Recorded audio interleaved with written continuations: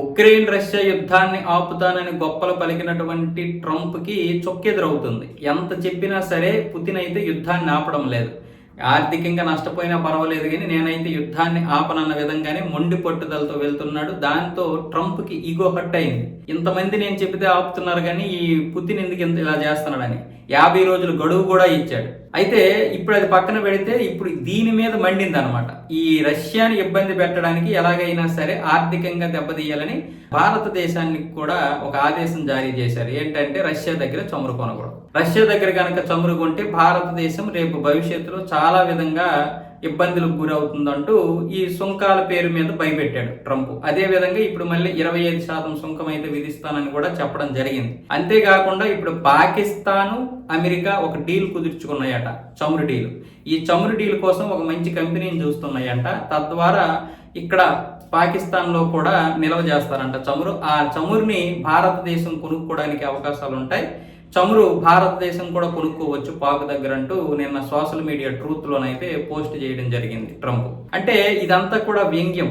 ఏంటంటే భారతదేశాన్ని ఇబ్బంది పాలు చేయడానికి ఎలాగైనా సరే తన దారికి తెచ్చుకోవడానికి ఇప్పుడు పాకిస్తాన్ వెనకాల పడుతున్నాడు. అంటే పాకిస్తాన్ పేరు ఉపయోగిస్తూ వాళ్ళు పాకిస్తాన్ అయితే పాముతున్నాడు. వాస్తవానికి పాకిస్తాన్ వాళ్ళు ఏమనుకుంటున్నారంటే నిజంగానే మాతో డీల్ చేస్తాడేమో. చూసారా షహబాజ్ షరీఫ్ ఎంత పెద్ద డీల్ కుదిర్చాడో. అమెరికా పాకిస్తాన్ చట్టపట్టాలు వేసుకొని తిరుగుతున్నాయి అనేది అక్కడ చెప్పుకుంటున్నారు చాలా మంది. కానీ వీళ్ళకి తెలియడం లేదేంటంటే కేవలం రష్యా దగ్గర చమురు కొంటున్నామనే ఉద్దేశంతో ఇప్పుడు పాకిస్తాన్ ని ఈ విధంగా మధ్యలోకి తీసుకొచ్చాడు ఈ ట్రంప్. అయితే పాకిస్తాన్ లేదో శంకలు సరుచుకుంటున్నారు పక్కన పెడితే, ఇప్పుడు ట్రంప్ మాట భారత్ వినడం లేదు.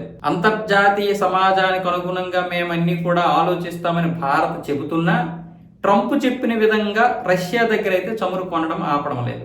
మనం ఎందుకు ఆపాలి? మనకి చాలా తక్కువకు వస్తుంది. ఇక్కడ ఉక్రెయిన్ రష్యా యుద్ధం వల్ల ఈరోజు లాభం పొందేది మనం. పైగా మన మిత్రుడైనటువంటి రష్యాని ఏదో ఒక విధంగా ఆదుకోవడానికి ఒక అవకాశం. ఇక్కడ ఆదుకోవడం కంటే కూడా లాభపడమే మనకి ఎక్కువ కనిపిస్తుంది. ఒకప్పుడు బ్యారెల్ ధర దాదాపు $120 ఉండేది, $110-120. ఇప్పుడు అది అంతర్జాతీయ సమాజం ప్రకారం $60 వస్తుంది. రష్యా మనకి $60 అమ్మాల్సి వస్తుంది. కాబట్టి మనము చైనా ఇప్పుడు అక్కడ విపరీతంగా కొంటున్నాం. అలా కూడా కొనొద్దు అనేది ఇప్పుడు అమెరికా వాదన. సరే, అంతర్జాతీయంగా ఐక్యరాజ్య సమితి కూడా అదే విషయాన్ని చెబుతుంది. మనం ఏమంటున్నామంటే సరే మీరే ఇవ్వండి బ్యారెల్ $60, మేము మీ దగ్గరే కొంటాము, ఎక్కడ తక్కువ వస్తే అక్కడే కొంటాం. పైగా రష్యా మనకి దగ్గర. ఇప్పుడు ఎక్కడో మనం వేరే దగ్గర కొనేదానికంటే అసలు ఈ అమెరికా వాళ్ళందరూ కూడా ఈ గల్ఫ్ లోనే కొంటారు. కానీ ఎక్కడైనా సరే తక్కువకు మనకు వస్తే మనకి ఎక్కడ లాభం వస్తుందో అక్కడే కొంటాం. అంతేకాకుండా జయశంకర్ గారు కూడా ఏం చెప్పారంటే మేము రష్యాకి ఎందుకు ఈ రోజు ఇంత సహాయం చేయాలంటే మాకు ఒక అవకాశం వచ్చింది. మీ పశ్చిమ దేశాలన్నీ మమ్మల్ని ఇబ్బందికి గురి చేసినప్పుడు, ఒక్కరైనా ఒక ఆయుధం కూడా అమ్మలేని పరిస్థితుల్లో ఉన్నప్పుడు మమ్మల్ని ఆదుకున్నది రష్యానే.